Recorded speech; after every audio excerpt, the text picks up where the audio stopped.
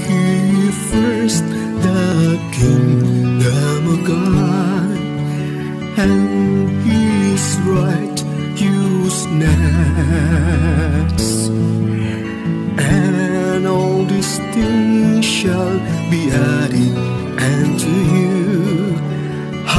And as swallow, and as for herself, were she merely here young in your altars, my King and my God. How lovely is your dwelling place, O Lord. Magiliw. Mga kapatid, ito po ang napili nating pamagat ngayon sa linggong ito, magiliw. Bakit nga ba ito ang napili nating pamagat? Magiliw? Mga kapatid, alam nyo, medyo sa mga kabataan ngayon, nagtatanong ako kung alam pa ba nila, ginagamit pa ba itong katagang magiliw. Dahil bihira na po natin napapakinggan ito. Ngunit napakaganda po itong katagang itong magiliw dahil alam natin sa ating lupang hinirang, no, sinasabi doon sa unang linya, bayang magiliw. Ngunit itong bayang magiliw, itong salitang magiliw, naintindihan ba natin ito? Sa mga kabataan ngayon, palaging ting sinasabing magiliw. Naintindihan ba natin kung ano ang kahulugan ng katagang ito? Alam nyo, para masusulit yung aking kaalaman sa katagang ito, tinitingnan ko po sa iba-ibang diksyonaryo, ginugugol ko po kung anong ibig sabihin talaga dito sa katagang itong magiliw, at natuklasan ko po sa iba-ibang mga diksyonary sa Google na ang sinasabi pa lang ng katagang itong magiliw ay isang may pagtingin na pagmamahal. Kagaya lamang sa ating bayang magiliw, no, lupang hinirang, makikita natin na pag sabihin mong bayang magiliw, may pagmamahal ka sa ating sariling bansa. Kung ano man ang sitwasyon, kung ano mang nangyayari sa ating bansa, may pagmamahal ka dito, may malasakit ka dito. At yun, di ba? Sa puntong yun, napakaganda na. No? Kung siguro maramdaman ng bawat isa, kung siguro sa mga kabataan natin ngayon, kung maramdaman kung anong ibig sabihin yung salitang magiliw na inaawit natin, binibigyan natin ng pagpapahalaga tuwing tayo ay may mga selebrasyon o lalong-lalo na sa paralan, bayang magiliw. Kung ito ba ay tumatalab sa ating mga puso, itong katagang ito. May isa pang sinasabi doon sa isang diksyonaryo na ang isang katagang magiliw, ito ay isang pakipag-isa. Kung pakipag-isa na kung isang taong naghihirap ay nakipag-isa ka doon. At dahil nakipag-isa ka doon, natutuklasan mo ang kanyang mga hinanaing sa buhay, ang kanyang mga narana na dinadaanan sa buhay. Ngunit sa aking pagnilay-nilay ngayon, ginagamit ko po itong salita o katagang magiliw sa isang translation sa English na compassion. Palagi natin napapakinggan ito sa ating mga kaparian. Palagi natin napapakinggan ito sa ating mga kapatid na ginagamit ng salitang compassion. Ngunit itong compassion ito, napaka-proud ko po dahil unang-una ko pong mas lalong naintindihan itong salitang itong compassion sa pamagitan ng aking professor na ngayon ay isang cardinal na, si Bishop Ambo David. Dahil nung ako ay nag-aral sa teolohiya, siya po ang aking professor ng Old Testament at binabanggit niya ito. Binibigyan niyang pagpapalalim yung salitang compassion. At dito nakikita ko na sa salitang compassion, naging dalawang salita ito sa salitang Latin. Nandoon yung com at passion. At alam naman natin, pag sabihin natin com sa Latin, ito ay sa wikang English ay well. No, well. Ang passion naman, kagaya ng passion of Christ, suffering of Christ. So, para bagang with the suffering Christ, with the suffering person. Pag sabihin natin compassion, nahabag ka sa isang tao, nilagay mo ang sitwasyon mo sa isang tao, hindi yung the other way around, hindi yung tinawag mo yung isang tao para ilagay niya yung sarili niya sa kapakanan mo, kundi nasasabi mong compassion dahil nahabag ka sa taong ito dahil nilagay mo ang yung sarili sa kanyang sitwasyon, ini-embrace mo, ini-emerge mo yung sarili mo sa kanya. Dahil ini-emerge mo, nakikita mo, ito palang dinadaanan sa buhay. Napapakinggan mo ang kanyang mga hinanaing, napakinggan mo ang kanyang mga malungkot na dinadaanan sa buhay, mga sakripisyo sa buhay. At masasabi mo, wow, ito na yon, compassion, nahabag ako sa kanya. Hindi kaya, ganito din po kaya ang orientation natin no, sa ating bansang Pilipinas, yung bayang Magiliw, na nilagay natin yung kapakanan natin sa sitwasyon ng ating bansa, na ang dami naghihirap, kaso lamang patuloy ang korupsyon, no? Patuloy ang korupsyon, walang tigil ang korupsyon. Bakit nga ba? Dahil yes, sa mga eleksyon, mag-eleksyon na naman tayo, at sinasabi doon, mahal ko ang Pilipinas, ngunit pagdating ng panahon, nandoon yung korupsyon. Nandoon yung korupsyon, hindi ang pagmamahal sa Pilipinas. Hindi mo nilalagay mo yung sarili mo sa kapakanan ng ating mga kapatid na naghihirap, kundi ang sarili mo lang ang tinitingnan. Sa ating Music of the Gospel Sunday Reflection, gagamitin natin itong katagang Magiliw. Dahil sa isang taong lumalapit kay Jesus, tumatakbo siya at lumapit kay Jesus. At kung sa harapan ni Jesus, lumulubog pa siya. Hindi lamang sapat na hinahabol niya si Jesus, tumatakbo siya, lumulukod ngayon. Talagang nandoon yung kanyang paghahanap ng katiyakan sa kanyang gustong mangyayari sa kanyang buhay. At yun nga, sinasabi niya na anong gagawin ko para makamtan ko ang buhay na walang hanggan. At sinasabi ito ni Jesus, ipagbili mo yung kayong mga ari-arian. At pag nabili mo na ito, ibigay mo sa mga mahirap, i-share mo sa mga mahirap. Doon pa lamang, nandoon na yung orientation ni Jesus at compassion, no? Na talagang kailangan mo para mabigay mo ang sarili mo, para maintindihan mo ang mga mahirap nating mga kapatid, ipagbili mo yung mga ari-arian mo at ibigay mo sa kanila. Alam ko na talagang napakabuti naman talaga niya dahil sinusunod niya na ang mga utos, mga kautosan ng Diyos. Sinusunod niya na. Ngunit yung sinasabi ni Jesus, ipagbili mo ang yung mga ari-arian at ibigay mo doon sa mga dukha. Hindi niya magawa ito.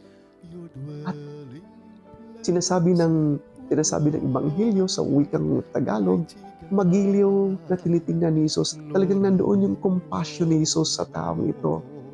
Mga kapatid, bago po tayo magpapatuloy, nais kong bibigyan ng pagpapahalaga ang ating Music of the Gospel song na sinasabi dito na how lovely is your dwelling place, O Lord. Alam ko po, yung taong ito na lumapit kay Jesus, ito ay sinasabi ng young man doon sa wikang English. No? Pag sabihin natin young man, siguro nandyan pa ito sa edad na 20, naging successful na sa buhay, naging wealthy na. Siguro 25 o baka kaya nandyan sa 30. Alam ko na nakikita niya na kung anong mayroon si Jesus. Nakikita niya how lovely is your dwelling place, O Lord. Dahil yun nga, hindi siya lumalapit, hindi siya tumakbo, hindi siya luluhod kay Jesus. Kung hindi niya nakita iyong how lovely is your dwelling place, O Lord. Oh, lovely is your dwelling place, O Lord, mighty God, Lord of all. Ngunit bago po ang lahat, mga kapatid, maraming salamat sa inyong walang sawang paging bahagi, nagbabahagi, nagla-like, nagko-komento sa Music of the Gospel Sunday Reflection. Mag-welcome po sa inyong lahat. Ngayon, titingnan natin uli yung how lovely is your dwelling place, O Lord. Napakaganda po itong awiting ito. Sa buhay na walang hanggan, masasabi natin, how lovely is your dwelling place. Kahit naman sa mundong ito, pag nandoon yung pagbabahagian natin, pag nandoon yung pagdamay natin sa ating mga kapatid na naghihirap, yung sinasabi nating magiliw, bayan kong magiliw, mga kapatid kong magiliw, yung masasabi natin, wow, nandito na ang kaharian ng Diyos. How lovely is your dwelling place, O Lord. Ngayon na bigyang pagpapahalaga yung pagtakbo ng taong ito doon kay Jesus. Diba? Yes, napakayaman niya na. Nandiyan na sa kanya lahat. At sabihin natin napakabuti niya dahil sinunod niya ang kautusan ng Diyos. Nandoon na sa kanya lahat. Ngunit may kulang. Para bagang there is something emptiness of himself. Na para bagang nandiyan na sa iyo lahat. Mayaman ka na. Ngunit bakit may kulang? Parang dry na dry yung kaloob-looban mo. Parang hindi ka masaya sa yaman mong natanggap. Hindi ka masaya sa profession mo. Nandiyan na yung pagiging doktor mo o ilang mga masterals na kamit mo, ilan ng mga course na natapos mo. Ngunit there's something lacking. There's something lacking there. Alam ko na mga kapatid, naranasan din po natin ito. Naranasan din po ninyo ito. Hindi lamang ako nakaranas dito. Alam niyo, sa akin yung bukasyon, nung nangarap ako na maging isang customs at nag-aral talaga ako ng customs administration dahil yun ang pangarap ko na maging isang mayaman din po. Maging isang mayaman din po. At yun nga, nagtatrabaho ako sa customs for 2 years. Ngunit hindi ko tinitingnan yung sahod doon, yung under the table na talagang nandyan na sa'yo, yung hinahanap-hanap mo na nandyan na sa'yo. Ngunit, alam nyo, there was a point in my life na naramdaman ko yung emptiness. Kulang. Lalong na yung na-involve ako sa charismatic youth movement sa Cebu na talagang sa campus ministry. Doon ko nakikita na, yes, nandiyan na sa akin yun. There's something empty there na parang hindi ito makapag-satisfy sa akin yung mga material na bagay na ito. Maging masaya man ako, nandyan yung pera ngayon, ngunit kinabukasan, ngunit wala yung essentiality, hindi ko natagpuan, hindi ko nasumpungan yung meaning ng buhay. Alam niyo mga kapatid, sa ating mga kapatid, alam ko na may mga mayayaman tayo mga kapatid, napakabungga nila, napakamayaman nila, ngunit alam ko po, sa ating lahat, sa inyo, nandoon yung emptiness. May hanap-hanap pa rin kayo. May hanap pa rin tayo na hindi natin nasusumpungan sa mga material na bagay. Ito yung binatang lumapit kay Jesus, lumuluhod kay Jesus. There's something there in his life that is empty. At yung hinihingi niya na kay Jesus kung anong gagawin niya para makamit niya ang buhay na walang hanggan. Mapupunuan niya yung kanyang emptiness. Yung sinasabi ni Jesus, yung ipagbili mo yung ari-arian at ibigay mo sa mga dukha. Nalungkot siya. Para bagang sasabi doon na, may sarili siyang mundo. May sarili siyang dwelling place.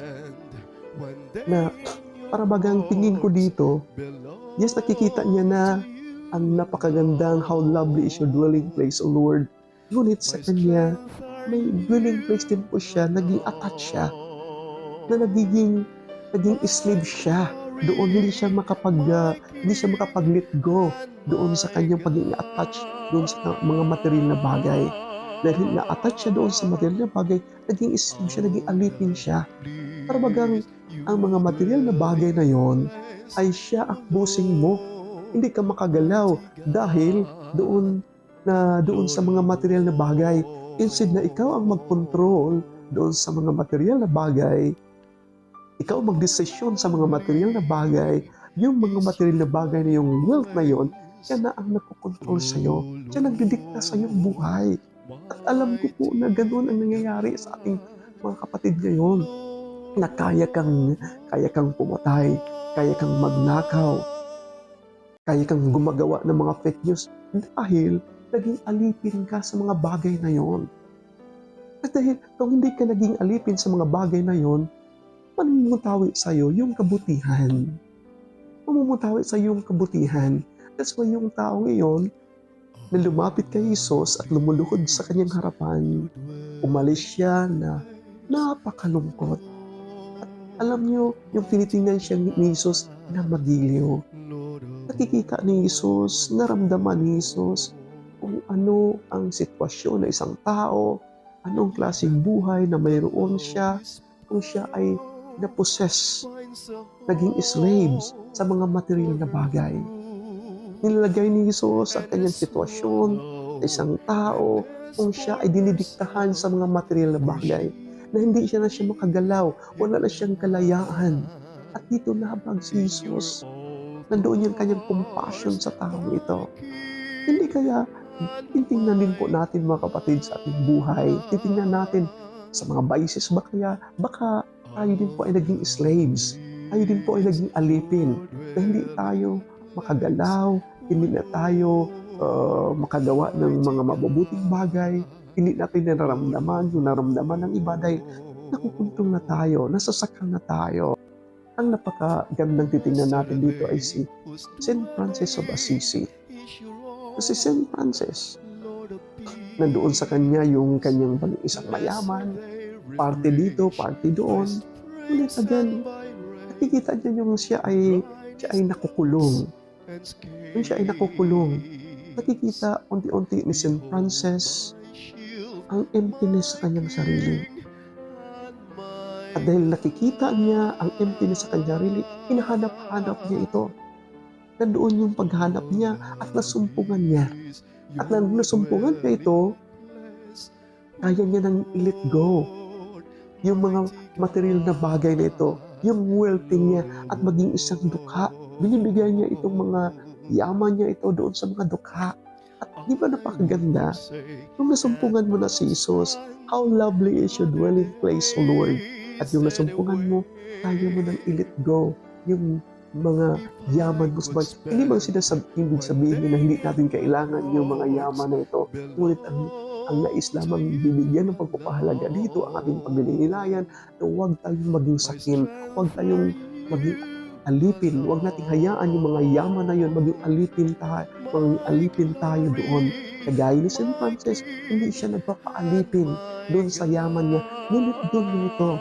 At alam po mga kapatid, sa amin din pong patron na si St. Joseph Calasanz. Nagpunta siya sa Roma, anak siya ng mga mayayaman, anak siya ng may kaya. Ngunit, nandun siya sa Roma, nangarap siya na maging isang canon lawyer at talagang nasumpungan niya yon. Ngunit, yung nasumpungan niya yung mga kabataan na naglalaro lamang dyan sa makalit-kali, sa makanto-kanto na wala doon sa school. Napagnilay-nilayan niya, napagtanto niya, nandoon yung compassion niya, nilagay niya yung sarili niya sa kapakanan ng mga batang ito. At nakikita niya na kung ang mga batang ito, kung wala sa school, maging problema lang ito sa society natin. At yung nasumpungan niya, yung mga batang ito, mga ilangan ng mga batang ito, nilagay niya yung sarili niya sa mga batang ito. At sabi niya ngayon, I have found the definitive way to serve God through these children and youth. And I will never leave it anything in this world. Hindi ko pagpalit itong nasumpungan kong ito sa mga material na bagay. Ano mang material na bagay dito sa mundo ito, nilet go niya yung mga kung ano-ano mga material na bagay, yung yaman ng kanyang mga magulang, yung kanyang pangarap na siguro paging kanori, maging isang bishop, para lamang magtayo ng isang kongregasyon para pagtugon sa mga pangailangan ng mga kabataan ito.